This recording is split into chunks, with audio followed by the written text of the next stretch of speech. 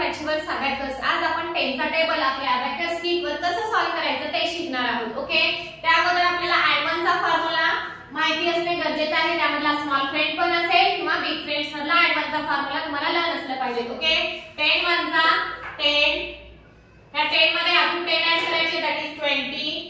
20 मध्ये अजून 10 करायचे, दॅट 30. 30 मध्ये अजून 10 ऍड करायचे, दॅट इज 40. 40 मधून 10 ऍड करायचे, add 5 less 4, that is 50.